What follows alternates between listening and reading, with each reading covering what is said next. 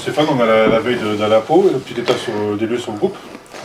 Sur le groupe, c'est pareil que la semaine dernière, mis à part Maxime qui est suspendu, et on a Julien Lopez aussi qui a un petit souci au mollet. Voilà. Pierre-Yves Hamel, on est où? Il est absent. Pierre-Yves Hamel, on espère l'avoir pour le match de Coupe de France. Sinon, ça ne change pas. Ça, tu aurais des jeunes pour compléter le groupe, forcément. Oui, il y aura des jeunes qui seront dans le groupe. C'est bien, pour la formation, pour les jeunes qui participent avec nous. Il y en a déjà quelques-uns. Abou, Omar, donc il y en aura un ou deux de plus. Kanté notamment, ouais, ça, on verra, il reste encore l'entraînement, on va voir un peu en fonction des besoins, des postes et des performances des jeunes aussi. L'absence de Maxime qui avait pris de l'importance dans le jeu depuis quelques matchs, et un paramètre à gérer. Oui, mais j'ai une belle équipe aussi. Voilà, il y a Maxime, j'ai du monde au milieu. On avait gagné les 3 premiers matchs, je pense, début de saison. Maxime n'était pas là, donc j'ai une équipe qui est compétitive. Je le répète, j'ai du monde, j'ai de la qualité. Donc voilà, on va jouer comme on a joué avant qui est Maxime. Mais voilà. Après oui, c'est un joueur important de l'équipe, mais comme... Il a pris d'importance, il a pris de plus en plus d'importance. Oui, bien sûr, c'est pour ça qu'on l'a pris, mais... Même des buts aussi en plus. C'est bien, c'est quelque chose de... Une petite palette qu'il n'avait pas et qui est en train de prendre conscience de sa qualité dans les 20-30 derniers mètres. Donc c'est bien, mais après on a des joueurs comme Loan Doucet, comme Vincent Marchetti, Adama Camara, voilà. Il y a même Abou Soumaoro aussi qui peut jouer comme sentinelle. Donc j'ai des joueurs de qualité et on va aller là-bas avec une équipe très très compétitive. Après, il y a les impressions directes après le match, mais avec le recul, les vidéos, justement, le match de Rodez, tu as refait des choses qui t'ont conforté ou qui t'ont... Oui. Voilà, les enseignements que tu as pu tirer de ce match spectaculaire. Vous avez marqué des buts ou vous avez pris aussi? Oui. Déjà, c'était l'impression que j'avais eue aussi pendant le match. C'est-à-dire que, déjà, on fait une très bonne entame de match. Pendant les 12 premières minutes où on a 3 situations où peut-être on peut finir par un tir ou éventuellement si on marque. Après, sur leurs 2 premières situations, ils en ont une à la 2e minute, une transition, et le deuxième, le but. Donc voilà, déjà sur l'ensemble du match, on n'a pas été... on a manqué d'équilibre. Ça, c'était clair. On était en difficulté sur des situations que l'on avait identifiées. Donc ça c'est dommageable parce que voilà, on avait identifié, on avait travaillé ça. Même à la mi-temps, je suis revenu là-dessus et le 3e but c'est la même chose. Donc voilà, on a fait beaucoup de vidéos, de retours, mais défensivement, c'est pas les défenseurs. Défensivement, c'est une de nos moins bonnes performances. Voilà. Ouais. Puis après aussi, on a manqué d'équilibre, on a été un peu trop désorganisé à vouloir attaquer. Des fois, à un moment donné, il faut garder aussi un équilibre, surtout face à une équipe qu'on sait qui performe dans les transitions. Donc voilà, il y a beaucoup de choses à améliorer, mais même offensivement, je pense qu'on doit, avec toutes les situations que l'on a eues, que ce soit là ou même contre Amiens, on doit être plus performant dans les 2 surfaces. Donc on a fait beaucoup de vidéos de retour individuel, collectif, pour pointer les erreurs et les phases où l'on doit progresser, que ce soit offensivement aussi, parce que je crois qu'on a frappé, on a centré 30 fois, on n'a pas marqué sur centre, et souvent soit le centreur ou soit les joueurs ne sont pas dans les bons espaces, manque de coordination, donc c'est plein de paramètres qu'il faut continuer à travailler. Avant Rodez, il y a eu 4 matchs en 12 jours. Donc là, tu as l'impression d'avoir mieux préparé ce match, d'avoir plus de temps de préparer. Ah oui, c'est sûr qu'on avait fait un petit marathon et finir par une victoire contre Rodez, ça aurait été sur ces 4 matchs parfait. Mais on a senti aussi quand même un petit peu de fatigue, je pense. On a vu que Colo était fatigué, Vincent, il n'avait pas joué d'1 mois, il avait fait 2 matchs. Donc à un moment donné, on a fait tourner aussi un peu l'effectif, mais les joueurs comme Ilan, comme même Ali, Mathis qui enchaîne tous les matchs. Donc on a senti un peu moins de fraîcheur. Et quand on parle, j'insiste là-dessus, de fraîcheur physique, mais aussi mentale et psychologique, parce que de la concentration, et je pense qu'on a manqué un peu de communication et de concentration sur certaines phases de jeu. Donc là, j'aurais laissé 2 jours après ces matchs. Ils sont revenus. C'est normal, entre guillemets, ça fait du bien. Ah oui. Puis même quand ils sont revenus mardi, on a senti plus de fraîcheur sur tous les aspects.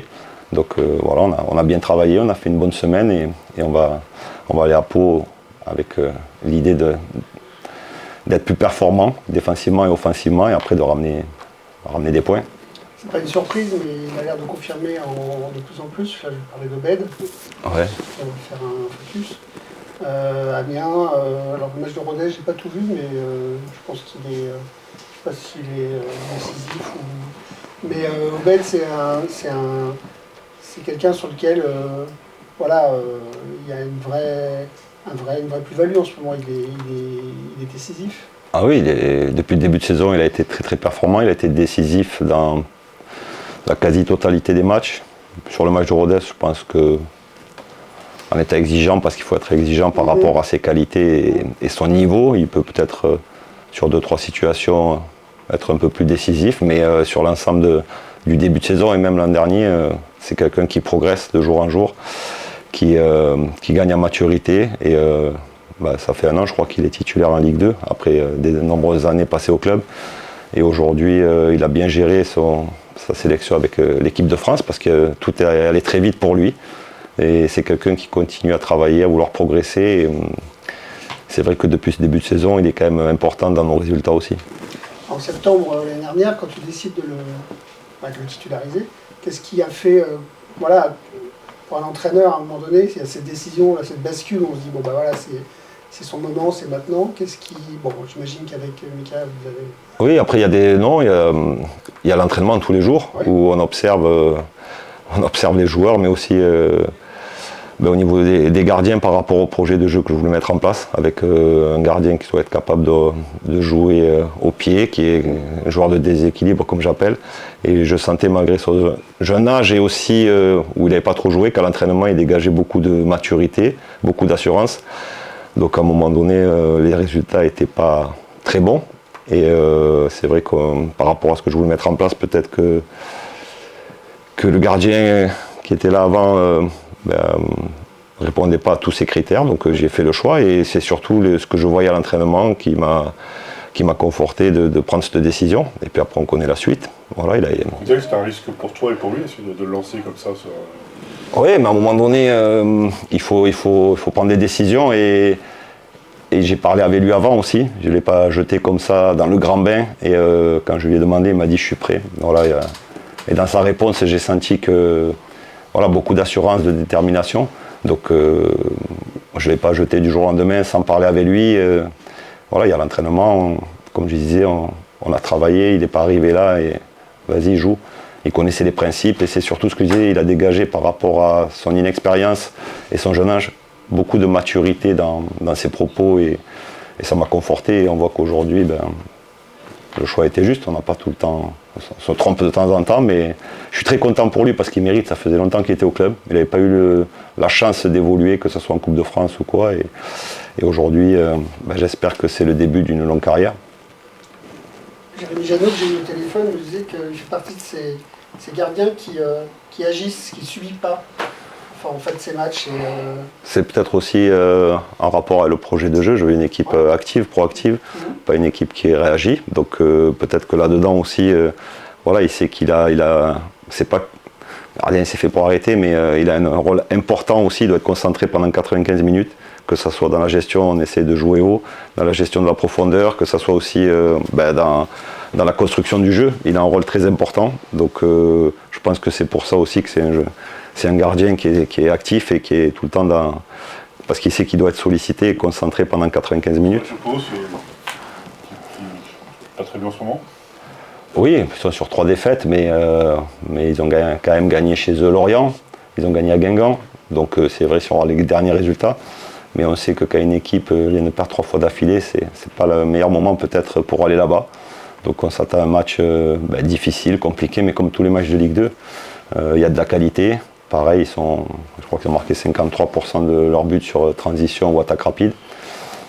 Bon, on est prévenus, à nous de faire ça, mais voilà, d'être cohérent et par rapport au match de Rodez, d'être plus juste, plus équilibré. Et voilà, mais on sait que ça va être un match compliqué. Plus percutant, c'est ça, comme tu disais, plus percutant, pas...